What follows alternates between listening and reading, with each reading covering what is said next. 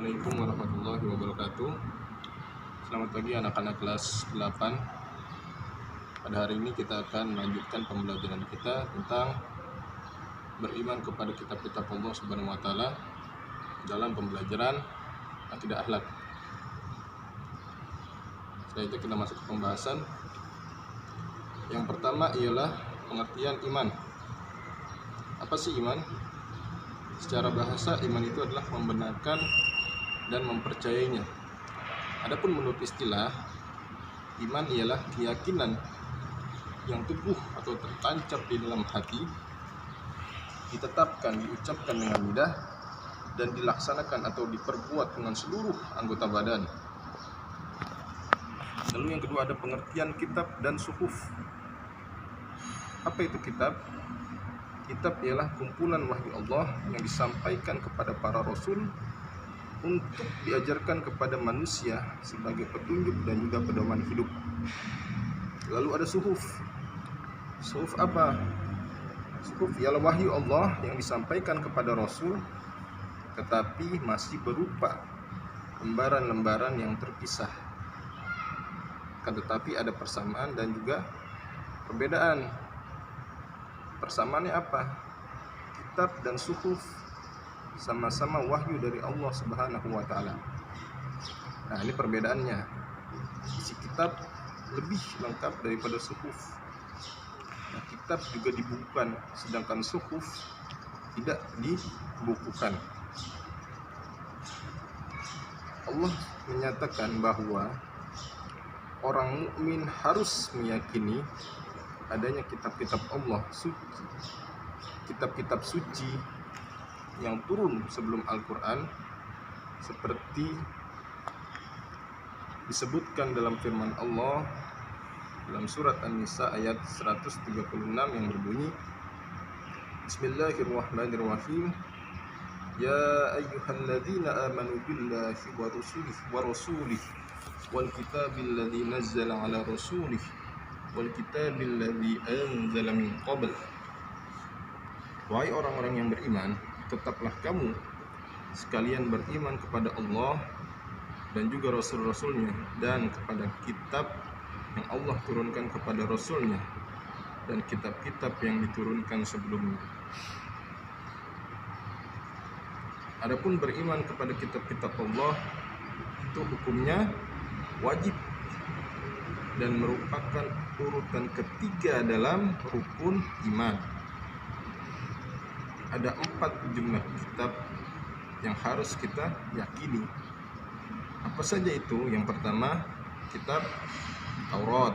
Yang kedua, kitab Zabur. Yang ketiga, kitab Injil. Dan yang terakhir sebagai penyempurna ialah Al-Quranul Karim.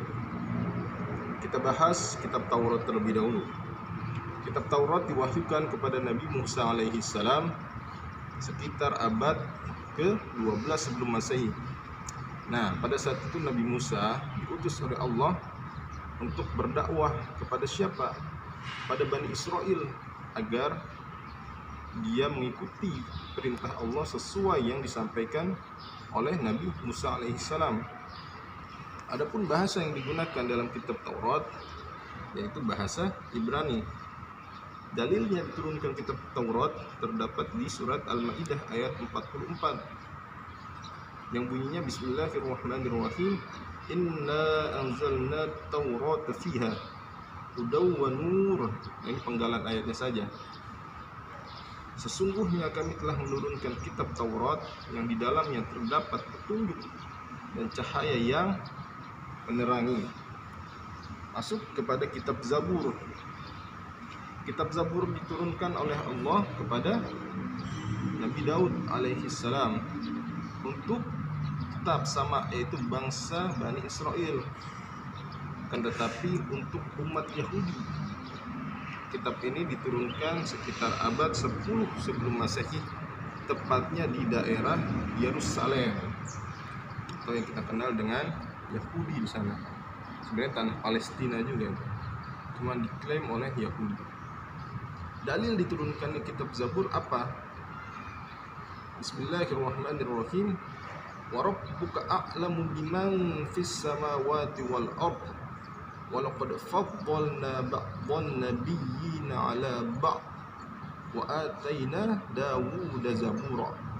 Dan Tuhanmu lebih mengetahui siapa yang ada di langit dan di bumi, dan sesungguhnya telah kami lebihkan sebagian nabi-nabi itu atas sebagian yang lain, dan kami berikan Zabur kepada Daud alaihi salam. Yang ketiga, kitab Injil. Nah, ini diturunkan kepada Nabi Isa alaihi salam pada permulaan abad ke-1 Masehi. Kitab Injil diwahyukan di daerah Yerusalem. Nah, kitab ini awalnya ditulis dengan menggunakan bahasa Suryani, bukan nama orang, Suryani yang terdapat di daerah Yerusalem. Nah, kitab ini menjadi pedoman bagi kaumnya Nabi Isa alaihi salam, yakni kaum Nasara.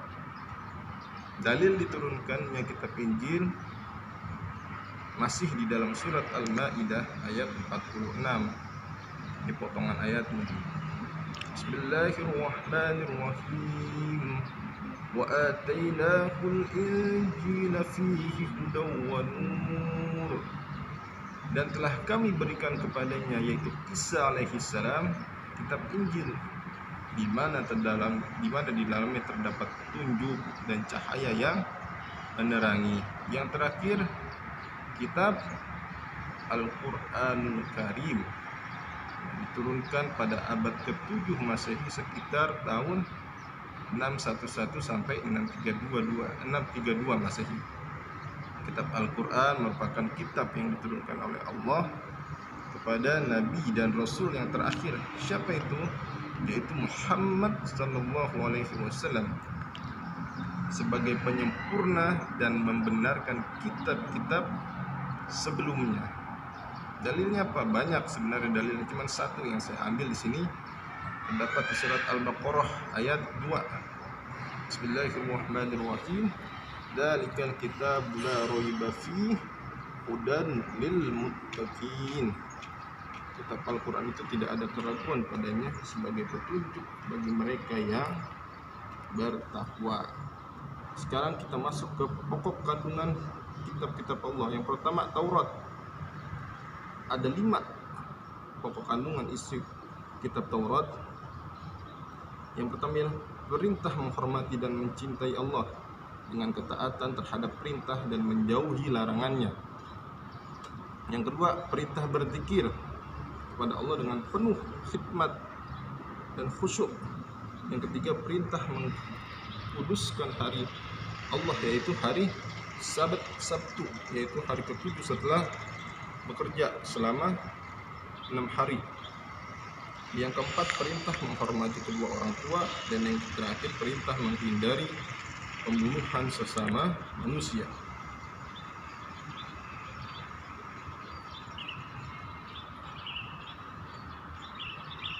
Oh, ada 10 ternyata, bukan 5. Yang keenam apa? Perintah menghindari perbuatan keji. Yang ketujuh, perintah menghindari perbuatan mencuri. Yang kedelapan, perintah menghindari perbuatan berbohong atau saksi palsu. Yang kesembilan, perintah menghindari perbuatan cabul. Yang terakhir 10, perintah menghindari perbuatan memiliki barang orang lain dengan cara yang tidak halal. Fungsi daripada kitab Taurat itu ada 5. Nah, fungsinya baru ada 5. Yang pertama apa? Untuk meyakinkan kepada Bani Israel bahwa Allah itu ada dan Maha Esa, tunggal, tidak trinitas. Yang kedua, agar manusia hanya menyembah kepada Allah. Yang ketiga, agar manusia berbuat baik kepada orang tua. Yang keempat, agar manusia tidak berlaku kasar, curang, dan berbohong. Yang kelima, menghindari segala perbuatan memiliki barang orang dengan cara yang tidak halal atau mencuri. Zabur. Nah, kalau kitab Zabur atau yang lebih dikenal dengan Mazmur, pada waktu itu hanya berisi kumpulan nyanyi-nyanyian dan puji-pujian kepada Allah atas segala nikmat yang telah dikaruniakannya. Selain itu, Zabur juga berisi zikir, doa, nasihat-nasihat, dan mutiara kata hikmah. Lalu yang ketiga adalah pokok kandungan kitab Injil. Yang pertama apa? Perintah untuk kembali mengesahkan Allah Subhanahu wa taala. Yang kedua, membenarkan keberadaan kitab Taurat. Yang ketiga, menghapus beberapa hukum dalam kitab Taurat yang tidak lagi sesuai dengan perkembangan zaman. Yang keempat, menjelaskan bahwa kelak akan datang kembali Rasul setelah Nabi Isa alaihi salam, yaitu Nabi Muhammad sallallahu alaihi wasallam. Di samping ada kitab Injil, penjelasan ini juga terdapat di dalam kitab Taurat. Selanjutnya kita masuk ke pokok kandungan kitab Al-Quran. Secara umum pokok-pokok ajaran yang terkandung dalam Al-Quran ialah akidah, tentang keyakinan, yaitu hal-hal yang berkaitan dengan keyakinan seperti apa, mengesahkan Allah dan meyakini malaikat-malaikat Allah dan sebagainya. Yang kedua, akhlak atau budi pekerti, yaitu berkaitan dengan pembinaan akhlak mulia dan menghindari segala akhlak tercela. Yang ketiga, tentang ibadah, berkaitan dengan tata cara beribadah seperti sholat, zakat, puasa, haji, dan lain sebagainya. Yang keempat, tentang muamalah. Muamalah ini kaitannya dengan tata cara berhubungan kepada sesama manusia atau interaksi sosial. Yang kelima, tarikh. Tarikh itu sejarah, itu kisah-kisah orang-orang dan umat terdahulu. Itu cukup banyak terdapat di dalam Al-Quran. Lalu kedudukan Al-Quran antara lain yaitu sebagai wahyu Allah yang diturunkan kepada Nabi Muhammad melalui perantara malaikat Jibril. Ada juga sebagai mukjizat Nabi Muhammad SAW. Ini kedudukannya. Lalu sebagai pedoman hidup manusia umat Islam, agar apa? Tercapai seluruh kebahagiaan, baik itu fid dunya wal akhirah. Lalu ada juga sebagai sumber dari segala sumber hukum Islam, segala macam bentuk permasalahan, insya Allah semuanya bisa diselesaikan sesuai dengan syariat Islam. Tentunya harus dengan pemahaman orang-orang yang mengerti tentang tafsir Al-Quran dan juga ilmu hadis, orang-orang yang paham. Lalu fungsi Al-Quran. Fungsi Al-Quran yang pertama ialah untuk meningkatkan kualitas kehidupan pribadi. Yang kedua, untuk membangun kehidupan bermasyarakat. Yang ketiga, untuk menjalin kerukunan dalam hidup berbangsa dan bernegara. Lalu ada hikmah Al-Quran. Hikmah Al-Quran ada 5 yang saya tuang di makalah saya ini. Yang pertama ada meningkatkan keimanan kepada Allah Subhanahu wa ta'ala yang telah mengutus para rasulnya untuk menyampaikan risalahnya. Yang kedua, hidup manusia menjadi tertata karena adanya hukum yang bersumber pada kitab suci. Yang ketiga, termotivasi untuk beribadah. Yang ketiga, termotivasi untuk beribadah dan menjalankan kewajiban-kewajiban agama seperti yang terdapat dalam kitab suci Al-Quran. Yang keempat, menumbuhkan sikap optimis, etos kerja, karena telah dikaruniai pedoman hidup dari Allah untuk meraih sukses, baik itu di dunia dan akhirnya nanti di yaumil qiyamah. Yang kelima, terjaga ketakwaannya dengan selalu menjalankan perintah Allah dan menjauhi semua larangannya. Lalu yang terakhir yaitu contoh atau penerapan. Ada banyak cara untuk beriman terhadap kitab-kitab Allah Subhanahu wa taala, di antaranya yaitu meyakini kebenaran yang terkandung dalam kitab-kitab Allah, lalu meyakini bahwa kitab-kitab itu benar adanya dan bukan kebohongan, bahwa itu wahyu dari Allah langsung dan bukan juga karangan dari Nabi dan Rasul. Lalu beriman kepada Al-Quran. Gimana caranya? Yaitu meyakini bahwa Al-Quran benar-benar wahyu Allah, bukan karangan Nabi Muhammad SAW. Kedua, meyakini bahwa isi Al-Quran benar-benar dijamin kebenarannya tanpa ada keraguan sedikit pun. Lalu mempelajari, memahami, dan menghayati isi dari kandungan Al-Quran. Yang terakhir, mengamalkan ajaran Al-Quran di dalam kehidupan sehari-hari. Itulah singkat penjelasan dari saya tentang materi beriman kepada kitab-kitab Allah Subhanahu wa taala.